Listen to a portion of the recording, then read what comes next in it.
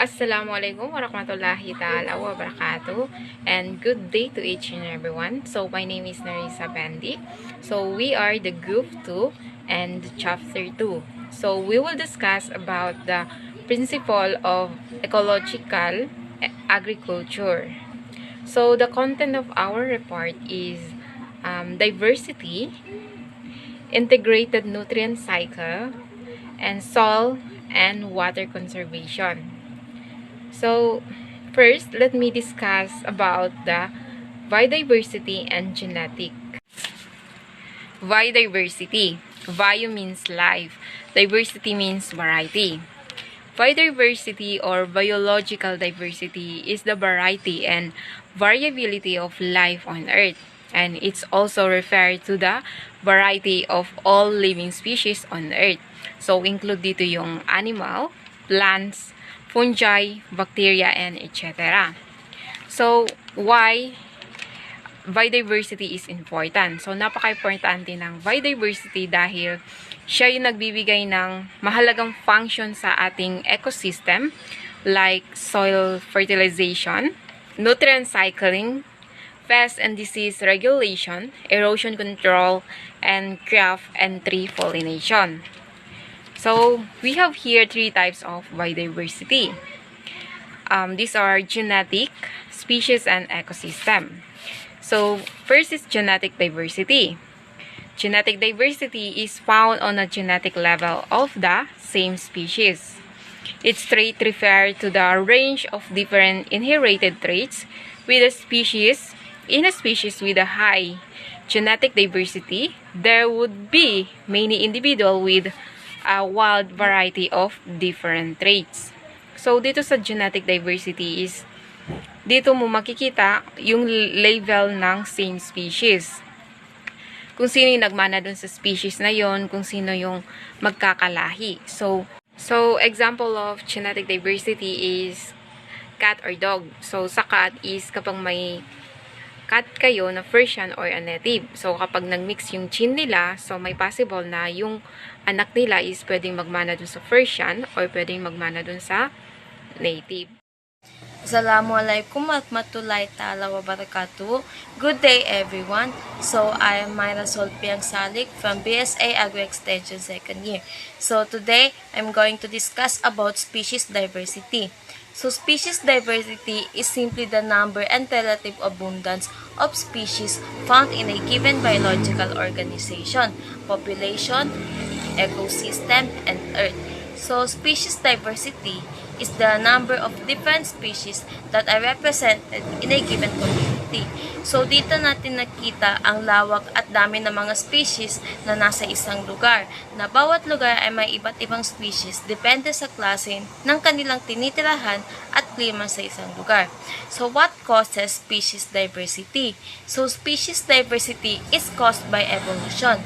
A region becomes diverse with the evolution of different species in a given area. Na lumilipas ang bawat taon ay nadadagdagan ang bilang ng species, and at the same time ay nawawalan ng iba't ibang species dahil sa kawalan ng tirahan, pagkain o pagkamatay ng mga ito. So, example of species diversity is like woodland forest comprising 4 to 5 different species of trees, tens of hundreds of fish species, coral, and crustaceans found in a specific tree. So, species are the basic units of biological classification, and hence, this is the measure most commonly associated with the term biodiversity. So, major threats to species diversity are loss of habitat and fragmentation, exploitation like fishing, hunting, extraction, pollution, the introduction of invasive species, and global climate change. So, in order to conserve species diversity, natural resource management and habitat protection are vital. So next topic is the ecosystem diversity.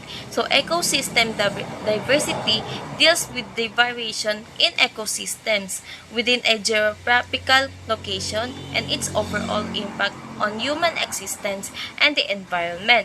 So ecosystem diversity can be defined as the variety of different habitats, communities, and ecological processes. So a biological community is defined by the species that occupy a particular area and the interactions between those species. So, a biological community together with its associated physical environment is termed an ecosystem. So, an example of ecological diversity on a global scale would be variation of ecosystems like the deserts, forests, grasslands, wetlands, and oceans. Hey, I am Sahaya Jalisan. So ngayon, i-discuss ko yung topic ko which is integrated nutrient cycling and energy flow in nutrient cycle. So ano ba yung integrated nutrient cycling? A nutrient cycling is defined as the cyclic pathway by which nutrients pass through in order to be recycled and reutilized. The pathway comprises cells, organisms, community, and ecosystem. So, ano ba yung nutrient cycling? So, ang nutrient cycling is defined as the cyclic pathway. So, kung saan ang mga nutrient ay nare-recycled and nare-utilized. So, ano ba yung cyclic pathway? Ang cyclic pathway, doon na yun dumadaan yung mga nutrient. Ang pathway is nagko-comprise siya sa cells, organisms, community, and ecosystem. So, ang nutrient, papaano ba siya nare-recycled and nare-utilize? So, sabi dito, ay hindi. Later, malalaman natin kung paano ba nare-recycled and nare-utilize yung mga nutrient. So, energy flow and nutrient cycle, how nutrient cycling differs from energy flow. So, the energy flow refers to the transfer of energy from one trophic level to another in the food chain and food web. It is unidirectional and energy is lost from one trophic level to another in the form of heat. Sunlight is the ultimate energy source. So, ano yon? So, sabi dito, ang energy flow is naka-refer to transfer the energy from one trophic to another. So, pag sinabi natin one trophic level to another, which is from one animal to another animals. Nagda-transfer yung energy from one animals to another in the food chain and food web. So, paano ba yun? So, kung magitan ng food chain and food web, yun yung ginagamit, yun yung way kung paano nagta-transfer yung energy and also in the nutrients. So, sa food chain, nandun na yung examples is yung grazing food. So, kung makikita nyo, in order sila nagpapas ng energy and also the nutrients. So, from the green plant, which is yung damo, papunta sa examples of nutrient cycle is nutrient recycling involve both biotic and abiotic component. The main abiotic component are air, water, and soil. So, pag sinabi nating abiotic, ito yung mga walang buhay pero nag-produce and also gumagana.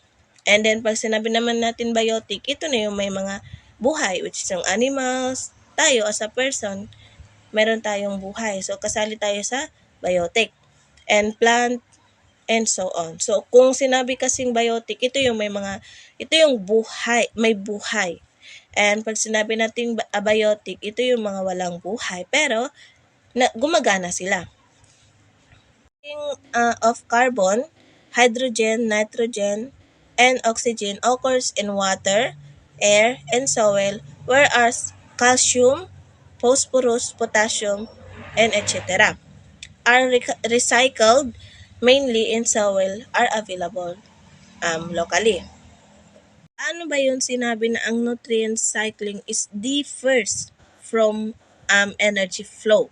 So, ayun na nga, ang energy flow is refers lang siya through transfer the energy, while the cycling or cycle is nare-recycle sa and nare-utilize. Kumbaga nagagamit sa uli. While sa energy flow is kumbaga nabibigay lang siya pero hindi na siya bumabalik. Kung paano nasasabi na ang integrated nutrient cycling is nare-utilize and nare-recycle through past the by the food change and food web. Kung makikita nyo na ang food change is in order sila nagbibigay ng nutrient through the other animals, and ganun din sa food web. Pero sa food web, hindi siya in order. Kumbaga, paiba-iba sila kung ano yung kumakain sa kanila. While sa food change, in order sila kumakain or nabibigyan ng nutrient from the green plant. So, yun lang po. Thank you. Assalamualaikum warahmatullahi ta'ala wa barakatuhu. So, before I will start, I want to introduce my name first. My name is Saema Talusan, and my report is all about carbon cycle and nitrogen cycle. So, first, the carbon cycle. So, what is carbon cycle? And the carbon cycle is carbon is the main constituent of all living cells. All the organic matter and biomolecules contain carbon. So, according to my research, is the carbon cycle is like the picture is. Carbon cycle is present mainly as carbon dioxide and methane in the atmosphere. And also, there is a continuous exchange of carbon between biotic and abiotic component by the process of photosynthesis and respiration. And the atmosphere carbon dioxide is fixed by plant in the process of photosynthesis. All the living organisms release carbon dioxide during respiration. Carbon is released into the atmosphere by burning of fossil fuel and auto-emissions or emissions. And organic carbon from dead and decaying organism and waste product is released into the atmosphere after decomposition. And the secondly is nitrogen cycle. So, what is nitrogen cycle? Nitrogen is also an essential component of life. Nitrogen cannot be directly utilized by living organism and has to be converted to other form. Like the picture form, how to convert a nitrogen cycle. So, the nitrogen cycle is processing the nitrogen fixation. Nitrogen fixing bacteria fix atmosphere nitrogen to ammonia, and nitrifying bacteria convert ammonia to nitrate. It is then taken up by the plant. And also the atmospheric is the nitrogen is converted to nitrate directly by lightning and assimilated by the plant, like decomposer break down protein and amino acid, and also of dead and dying organic matter and waste product. So the defying bacteria convert ammonia and nitrate to nitrogen and nitrous oxide by the process of differentiation. In this way, nitrogen is released back in the atmosphere. Gaya sa picture kung paano paikot-ikot na nagko-convert ang nitrogen at ang essential components sa ating life or sa nitrogen na hindi masyadong or hindi nagdadirect ng pabiglaan. Assalamualaikum warahmatullahi wabarakatuh. Good morning everyone, and especially to you, ma'am. So for today is I'm going to discuss the oxygen cycle and water cycle or hydrogen cycle and the importance of nutrient cycle. So before anything else, let me introduce myself. So I'm Nurainie S Salik from BSA Agri Extension. So shall we start? We living things breathe to the process called respiration. That's when oxygen is breathed in and carbon dioxide is breathed out. But mostly, we survive because of oxygen, and that's the food for our cells. Oxygen can be found in atmosphere. In fact, this gas is mixed up of about 30% of the earth and about 21% of the air, and that's the earth atmosphere is also makes up about 65% of the mass of the human body. But since all are using it, it will run eventually, right? The answer is no. So nature is so good at balancing things, and that's why where is the process is called the oxygen cycle. So what is oxygen cycle? Oxygen cycle is a biological process which is help in maintaining the oxygen level up by moving through the main sphere of the earth. So first is atmosphere, second is lithosphere, and the last is biosphere. So in oxygen cycle, they have a four main process that the use of atmosphere. So first is the breathing, which is yung paghinga, and the second is the decomposition, yung mga nabubulok na mga buto ng mga hayop or mga bacteria and things that na nabubulok, and the third is combustion, which is yun yung pagsusunog, and the last is rusting, yung mga nangangalawang na mga bakal or mga metal. I have an example of oxygen cycle diagram. So meron tayong plants, which is tree, and sun, and the animal or human. So, yung example ko is hayop yung nakalagay dito. So, this is the cycle of oxygen. So, first is the plants. So, plants. So, the first process or stage is the green plants. So, all green plants is during the process of the photosynthesis is release oxygen back into the atmosphere as the byproduct of plants and the sun. And the second stage is the all aerobic organism is use free oxygen for respiration sa paghinga. And the third is the all animals exhale the carbon dioxide back into the atmosphere, which is again used by the plants during the photosynthesis. So now the oxygen is balanced with the atmosphere. So yung oxygen is paikot-ikot lang yan kasi ang oxygen cycle is tatlo lang ang nag-process dyan, which is yung plants, sun, at saka animals or human. Kasi ang oxygen is tinitake ng tao. Then, kapag ma-release ng tao ang oxygen is nilalabas naman nila yung tinatawag na carbon dioxide, which is yung carbon dioxide ay yun yung bumubuhay sa plants. Then yung oxygen naman, yun yung bumubuhay naman sa tao. So yun yung process ng oxygen cycle. Paikot-ikot lang. So let's proceed the hydrologic water or water cycle.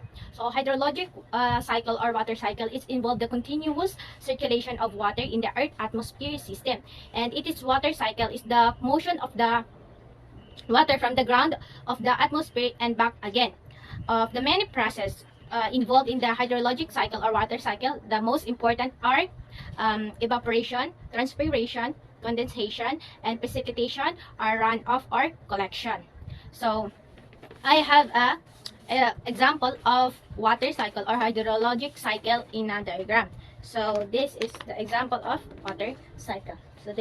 So first is evaporation, second is condensation, third is precipitation, and the last is collection or runoff. So first stage or first process of water cycle is evaporation. So evaporation, ito yung pagsingaw ng tubig galing sa taas. Nag-evaporate yung singaw ng tubig sa taas. Then after mag-evaporate yung tubig sa taas sa atmosphere ay pupunta naman sa condensation. So which is condensation, ito yung process na yung lahat ng nabubuo na clouds is dito nagpo-form dito sa condensation. Then after that mag-form ang clouds dito sa condensation is magpo-proceed naman dito sa precipitation. So what is precipitation? Precipitation is ito yung pag-ulan, which is dito sa process ng condensation kapag nabibigatan na yung atmosphere or yung clouds ay babagsak yung ulan. So this is the process of precipitation. Babagsak yung ulan sa baba, and then it will collect the collection or which is runoff. At yung ulan is babagsak siya sa ground and it will collect the collection. Babalik yung tubig sa dating resource ng tubig. So diyan sa collection. sa tinawag na collection or runoff kasi yung ibang tubig na hindi kayang sipsipin ng lupa ay nai-stay siya sa resources of tubig. That's why na yung tubig ay that's why ang tubig ay nai-stay or bumabalik din siya sa dati niyang pinanggalingan dito sa collection. So, yung iba is di na kayang sipsipin ng lupa yung tubig ay nag-evaporate lang yung tubig sa taas. Yung iba nag-evaporate and then yung iba nag-i-stay sa dating resource ng tubig. So, yun yung. Ito yung process ng water cycle. Paulit-ulit. So, let's proceed the importance of nutrient cycling. So, all living organisms are molecules and cell are made up of carbon, hydrogen, oxygen, nitrogen, and sulfur and phosphorus. These elements are essential for life, and it is important to recycle and continuously replenish nutrients into the environment to life exist. So, nutrient cycling is important for first it is required for transformation of nutrient for more another so that it can be readily utilized by different organisms. Like for example, the plants cannot take atmosphere nitrogen, and it has to be fixed connected to ammonium and nitrate for uptake. Then second is the transfer of nutrients from one place to another for utilization, like for example, air to soil or water. And the third is nutrient cycles keep the ecosystem in equilibrium and help in the storing nutrients for the future uptake. And the last is the true nutrient cycling. Living organisms interact with the abiotic components for their surrounding. So that's all for today's discussion. I hope that you are more learning and understanding for my report. So once again, I'm Nurainie S Salik from BSA Agri Extension. Thank you for watching. Assalamualaikum warahmatullahi wabarakatuh. Good day to each and everyone. Our topic today is all about soil and water conservation. What is soil? Soil is a mixture of weathered rocks and decayed organic matter. The top part of the earth's surface which contain nutrients and in which plants grow. The main function of soil in crop production are: letter A, it holds the plant firmly in the soil. Letter B, provide nutrient to the plant, home of living organism. Letter C, provide the crop with water and air. What are the components of soil? Sandy, clay, and loamy soil. The components of the soil are the mineral fraction, the organic fraction, water, air, and living organism. What is water conservation? Water conservation is the intelligent use of water for the plant, animal, all the time for agriculture production. The most important source of water for plants is the rainfall. Other sources of water in case of rainfall failure are boreholes, rivers, and lakes. Which practices destroy our water bodies? Some of the practices which destroy our water bodies are the clearing the forest along river banks, glamasy activities, the use of chemical for fishing, and dumping of soil and liquid waste into the water bodies. What are some factors which cause depletion of soil resources? Ledging. This is the downward movement of water together with the nutrients beyond the root zone. Continuous cropping may affect the texture and structure of the soil, leading to erosion. Useful nutrients are also lost from the soil. Overgrazing, using large numbers of animals to graze on a piece of land or sending animals to graze on the same spot can expose the land of environmental hazards. Some of the disease hazards are erosion, direct sunlight on the surface of the land, etc. Burning and oxidation destroy organic matter, living organism in the soil, and expose the land to weather hazards. The fire may spread the destroying other people's farms, the property. Erosion causes loss of soil nutrients and other soil resources. Crop removal exposes the soil to direct sunlight and erosion. Other factors which cause depletion of soil resources are sun, winning, acquiring surface, mining, etc. What is soil erosion? Soil erosion is the wearing away for the topsoil by water or wind. Some agents of erosion are water, wind, and ice. Erosion is seriously influenced by climate, soil properties, vegetation, and topography of the land. What types of soil erosion are caused by water? A. Raindrop splash erosion. B. Sheet erosion. C. Rail erosion. D. Gully erosion. Raindrop splash erosion is the caused by water. This takes place when raindrop hits the soil surface, remove and scatter the soil particles. It is very serious on bare land since the has direct contact with the soil.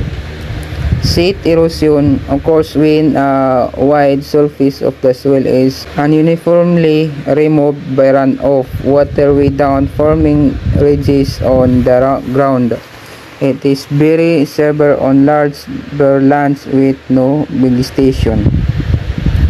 Rail erosion occurs when following water on the soil surface causes gradual removal of the topsoil until narrow tracts or channels are created. These channels are capable of becoming bigger. Gully erosion takes place when a large volume of following water with great speed removes soil from the land surface, creating wide and deep gutters, gullies. What are the main types of wind erosion? The three main types of wind erosion are A. Saltation, B. Suspension, C. Soil creep. What is saltation? Saltation occurs when the strong moving wind moves in the words and look like a moving funnel, throwing heavy soil together with other materials around away into the atmosphere. What is suspension? Suspension erosion is the process where light soil particles are blown by the wind many miles distance away from their organic or original place. What is the cause of soil creep? Soil creep is caused by gravity on slope and wind out of it occurs when there is a strong wind and a bare land. The particles of the soil may be forced by move a little from their original place.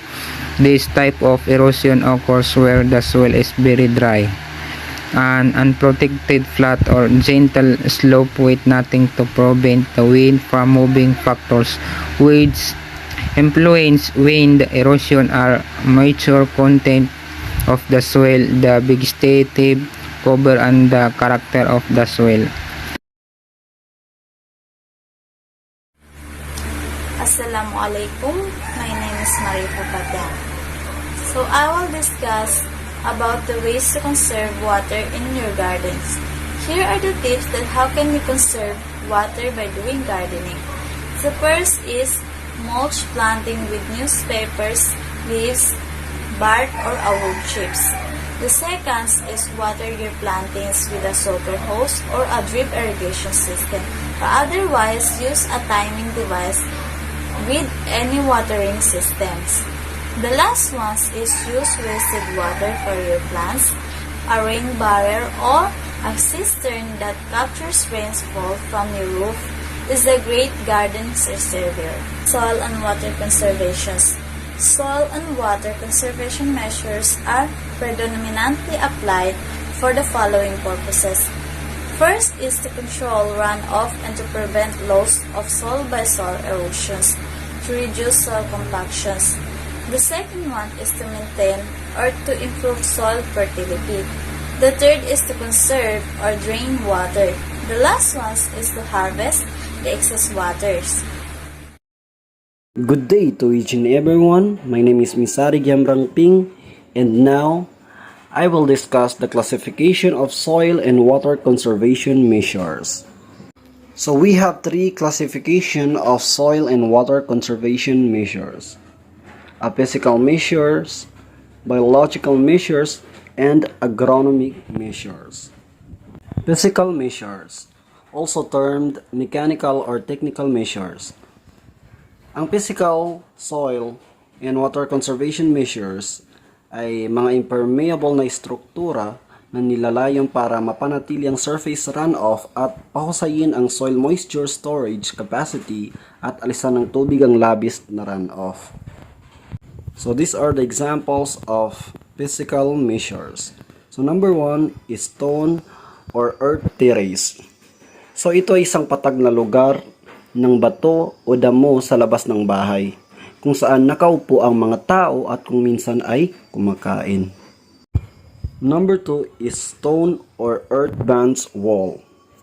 So ang banding wall ay isang enclosure sa paligid ng mga tangke o drum ng langis at chemical na nagbibigay ng emergency containment kung sakaling masira ang tangke o drum.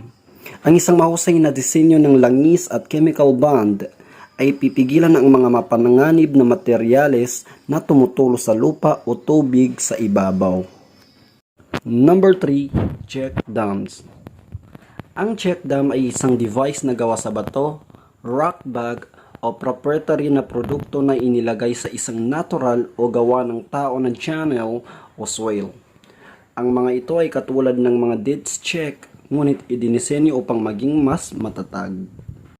Number 4, contour ditches. Ang contour ditches ay mga kanal na hinukay sa gilid ng burol sa paraang sumusunod ang mga ito sa isang contour at tumatakbo ng patayo sa daloy ng tubig.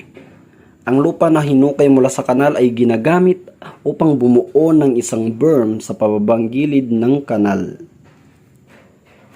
Number 5, retention reservoir. Hindi tulad ng detention basin, ang retention reservoir o pond ay idinisenyo upang permanenteng maglaman ng tubig. Ang mga retention reservoir ay karaniwang ginagamit kapag ang tubig sa lupa ay malapit sa ibabaw ng lupa. Number 6, dams. Ang dam ay isang istruktura na itinayo sa kabila ng batis o ilog upang pigilan ang tubig. Maaaring gamitin ang mga dam upang mag-imbak ng tubig, kontrolin ang pagbaha at lumikha ng kuryente. Number 7, grassed waterways. Ang mga damong daluyan ng tubig ay mga ginawang graded channels na ibinuhos sa damo o iba pang angkop na halaman. Ang mga halaman ay nagpapabagal sa tubig at ang damuhang daluyan ng tubig ay naghahatid ng tubig sa isang matatag na labasan sa isang de-erosive na bilis. Number 8, planting pits. Ang isang mababaw na lalagyan, butas o lugar ng tubig ay sumusukat lamang ng maikling distansya mula sa itaas hanggang sa ibaba. Ang layunin ng paghuhukay at pagpuno ng hukay ay upang mapahusay ang paglaki ng halaman at makakuha ng sustansya mula sa lupa upang ito ay magbunga ng magandang ani. Biological measures, also termed vegetative measures. So these are the example of biological measures. Number 1, vegetative strips. Ang vegetative strip ay isang lugar ng vegetation na idinisenyo upang alisin ang mga sediment at iba pang mga pollutant mula sa surface water runoff. Number 2, protective bushland. Alam nating lahat na ang ating bushland ay nangangailangan ng higit na proteksyon at on-ground management. Agronomic measures, sometimes called best management practices. Ang mga agronomic measure ay binabawasan ang epekto ng mga patak ng ulan sa pamamagitan ng pagtakip sa ibabaw ng lupa at pagtaas ng infiltration rate at kapasidad ng pagsipsip ng tubig ng lupa na nagre-resulta sa pagbawas ng runoff at pagkawala ng lupa sa pamamagitan ng erosyon. So these are the examples of agronomic measures.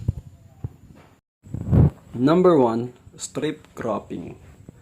Ang strip cropping ay isang paraan ng pagsasaka na nagsasangkot ng paglilinang ng isang bukirin na nahahati sa mahaba, makitid na piraso na hinahalili sa isang sistema ng pag-ikot ng pananim.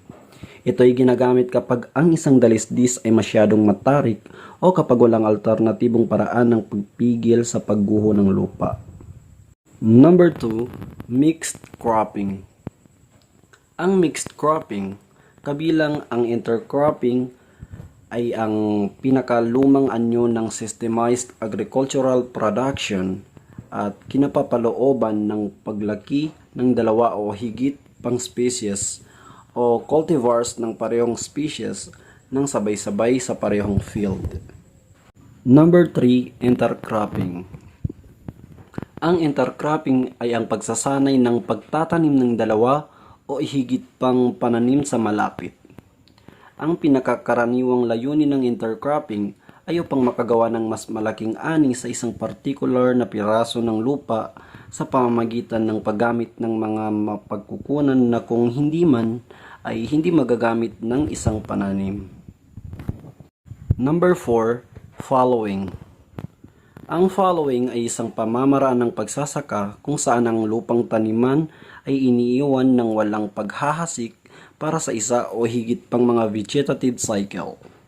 Ang layunin ng fallowing ay upang payagan ng lupa na makabawi at mag-imbak ng mga organikong bagay habang pinapanatili ang kahalumigmigan at nakakagambala sa mga siklo ng buhay ng mga peste at mga pathogen na dala ng lupa sa pamamagitan ng pansamantalang pag-alis ng mga host nito. Number 5, mulching. Ang mulch ay isang layer ng material na inilapat sa ibabaw ng lupa. Ang mga dahilan para sa paglalagay ng mulch ay kinabibilangan ng konserbasyon ng kahalumigmigan ng lupa, pagpapabuti ng pagkamayabong at kalusugan ng lupa, pagbabawas ng paglaki ng mga damo, at pagpapahusay ng visual appeal ng lugar. Number 6, contour ploughing. Ang contour ploughing ay ang proseso ng pagsasaka sa pamamagitan ng pagpapanatili ng mga linya ng tabas sa mga palpak na rehiyon. Ang mga linya ng tabas ay nakakatulong sa pinabuting pamamahagi ng tubig sa mga pananim. Bilang karagdagan, ang mga linya ng tabas ay bumababa sa paggalaw ng ibabaw ng lupa at maiwasan ng pagguho ng lupa. Ito ay tinuturing na isa sa paraan ng napapanatiling agrikultura. Number 7, grazing management. Ang grazing management ay ang kabuoang proseso ng pag-oorganisa ng mga alagang hayop upang magamit ng husto ang mga pastulan na lumago o pamamahala sa dalas at intensity ng pagpapapastol ng mga hayop sa pastulan. Number 8, agroforestry. Ang agroforestry ay ang sinadyang pagsasama ng mga puno at palumpong sa mga sistema ng pagsasaka ng pananim at hayop upang lumikha ng mga benepisyong pangkapaligiran, pang-ekonomiya at panlipunan.